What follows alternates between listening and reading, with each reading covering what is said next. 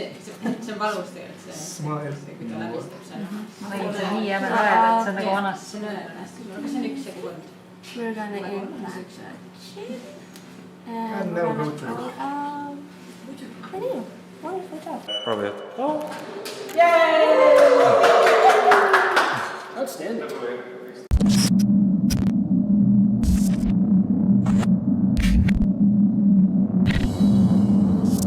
Pidev tehnoloogia areng võimaldab valitsustel järjest kergemini riigi kodanike järele nuhkida ja neid kontrollida. Suurepärane näide sellest on Hiina, mis on kui jälgimistehnoloogiate labor. Hiina valitsus testib ja võtab kasutusele aina uusi vahendeid, mida inimeste kontrollimiseks ja karistamiseks kasutada.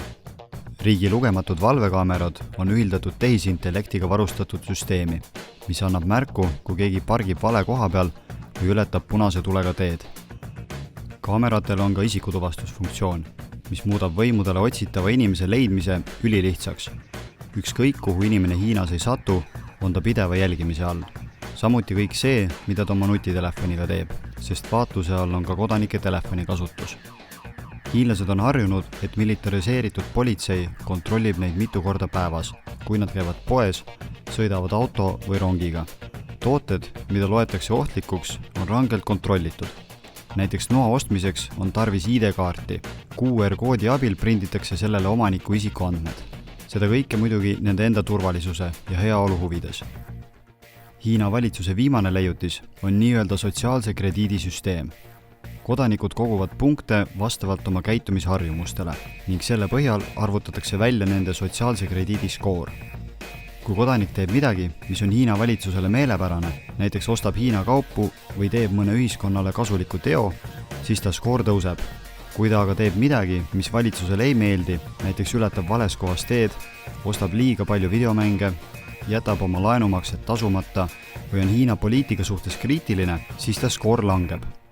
Jälgitakse ka inimeste elustiili valikuid ja harjumusi, milliseid lehti ta külastab ja mida sotsiaalmeediasse postitab.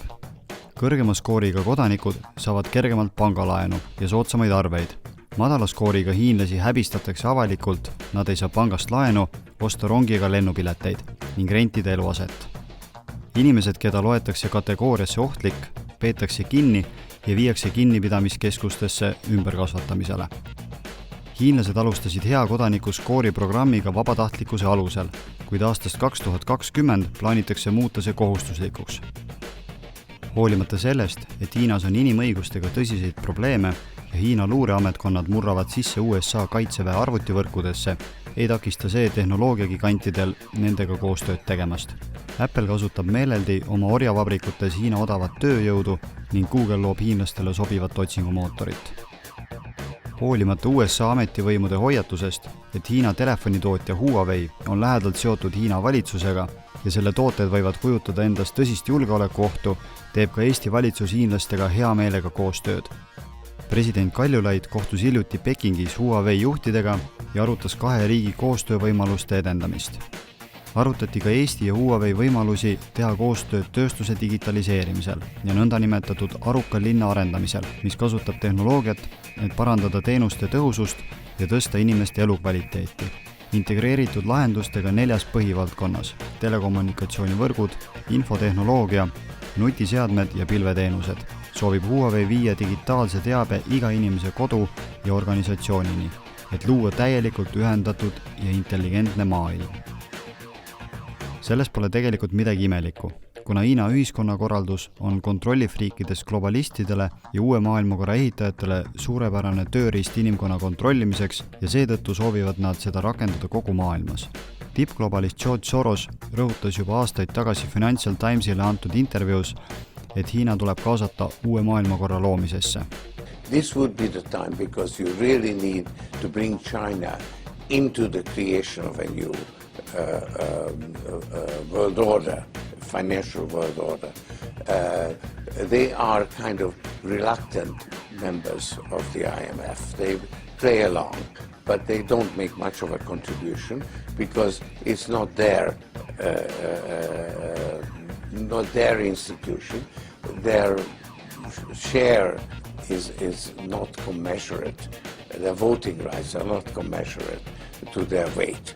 So I think you need a new world order that China has to be part of the process of creating it. Tuleme korraks tagasi Hiina hea kodanikuskoori programmi juurde ja vaatame, kuidas on lood Eestis. Tuleb välja, et ka eestlaste tarbimisharjumused on jälgimise all. Pangad jälgivad väga täpselt eestlaste tarbimisharjumusi ning panevad selle põhjal paika digitaalse jalajälje, mille alusel otsustatakse nende maksevõime üle. Et pankadele ja valitsustele töö võimalikult lihtsaks teha, arendatakse ka juba Eestis näotuvastuskaameraid ning inimesed lasevad endale vabatahtlikult mikrokiipe paigaldada. Hetkel siis loomisel on uus mobiil-ID liitumise voog, mis meie kõigi elu nii palju lihtsamaks teeb, et endale mobiil-ID saamiseks piisab lihtsalt selleks, et tulevikus lähed mobiilioperaatori juurde, teed liitumislepingu ära, vaatad korraks veebikaamerasse, mille peale siis tark süsteem hindab, kas see inimene, kes seisab kaamera ees, on see sama inimene, kes siis riigi arvates peaks see inimene olema tema näopildi järgi ja kui kõik klapib ja see tehnoloogiline lahendus tuvastab sind kui seda isikut, siis saad omale dokumendi ja ongi kõik tehtud. Juhul, kui mingil põhjusel masin peaks otsustama, et ma kahtlen, see inimene ei ole see sama inimene, siis jääb kehtima ka täna vana kehtiv võimalus minna iseennast politseis füüsiliselt siis tuvastama või siis teha seda päris alguses veel ka ID-kaardiga. Täiesti õige, mul on nüüd juba 2 päeva siin parema käe siin nimeti sõrme ja pöidla vahel olnud kiip, kasutan seda tõesti nüüd iga päev tööle tulemiseks, panen selle lugeja juurde ja uks tulebki lahti. Saime selle teadlastöö festivali raames toimuva Minimaker Fairiga, mis toimus siis pühapäeval 20. septembril. Siia tulid siis erinevad isetegijad, nokitsejad, üks neist oli siis Ameerikast pärit firma nimega Dangerous Things, kes pakkus sellist võimalust ja mulle tundus huvitav ja tegin. Kiipi ma praegu kasutan tööle tulemiseks, saan igasugustes ustest sisse, kuhu näiteks tavakülastaja ei saa, ehk siis töötaja nagu ruumidesse saan sisse sellega ja veel on plaan võtta Tartu linnavalitsuse ühendust, äkki saan selle enda ühiskaardiks teha, Tartu ühistranspordikaardiks ja öeldi, et siia on võimalik veel salvestada umbes 88 baiti infot ehk mingi väiksem tekstifail koos enda kontaktandmetega.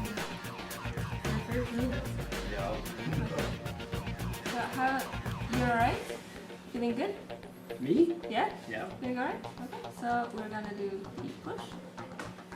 Good job. First bit down. Smile, Chris.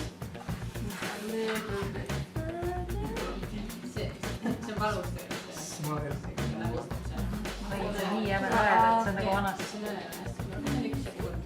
We're going to aim for success. And now go to Good job. Probably.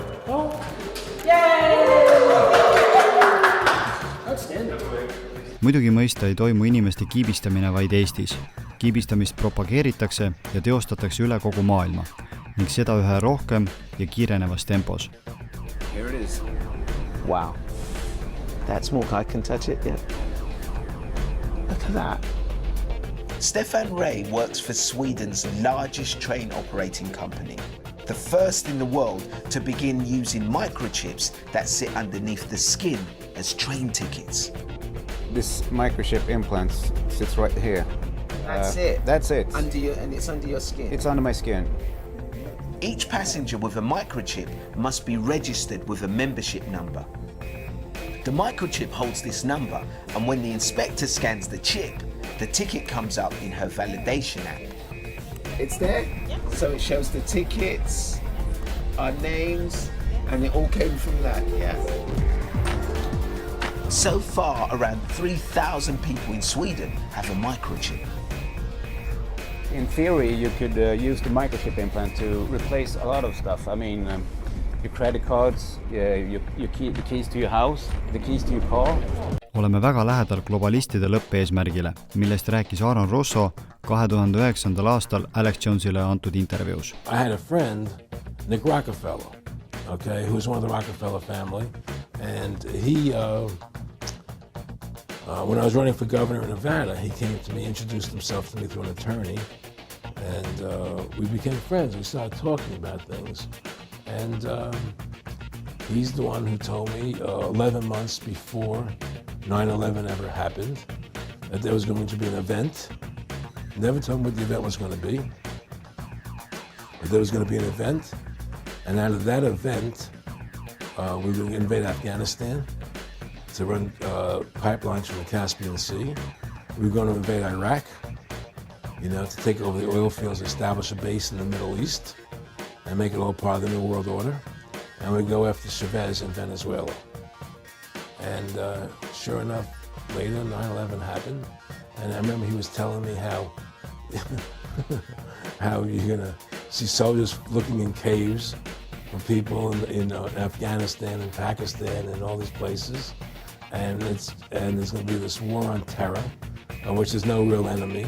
And the whole thing is a giant hoax, but it's a way for the government to take over the American people. And one of the things that we used to talk about was the ultimate plan of the banking industry, what they want to accomplish. And the goals of the banking industry, not just the Federal Reserve System, but the private banks in Germany and England, all over Italy, all over the world, they all work together. They're all central banks.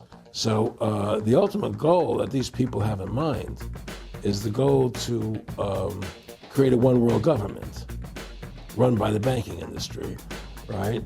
And the whole agenda is to create a one world government where everybody has an RFID chip implanted in them. All money is to be in those chips, right? There'll be no more cash. And this is giving me straight from Rockefeller himself. This is what they want to accomplish. And all money will be in your chips. And so instead of having cash, anytime you have money in your chip, they can take out whatever they want to take out whenever they want to. If they say you owe us this much money in taxes, they just deduct it out of your chip digitally. Total control. Total control. And if you're like me or you, and you're protesting what they're doing, they can just turn off your chip. And you have nothing. You can't buy food.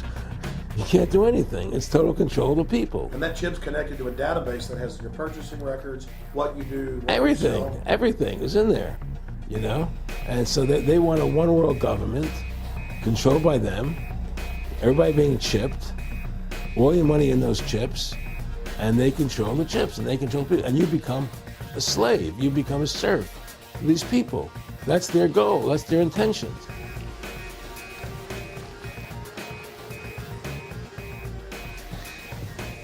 Your kids probably have one of these, right? Not quite. Hell of a pilot? No. That skill is all AI. It's flying itself. Its processor can react 100 times faster than a human. The stochastic motion is an anti-sniper feature.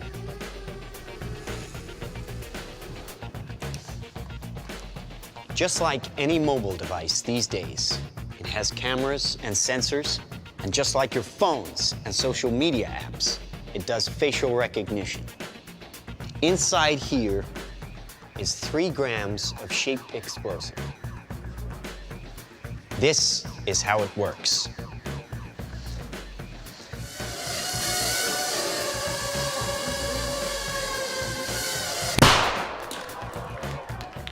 Did you see that? That little bang is enough to penetrate the skull and destroy the contents. Trained as a team, they can penetrate buildings, cars, trains, evade people, bullets, pretty much any countermeasure.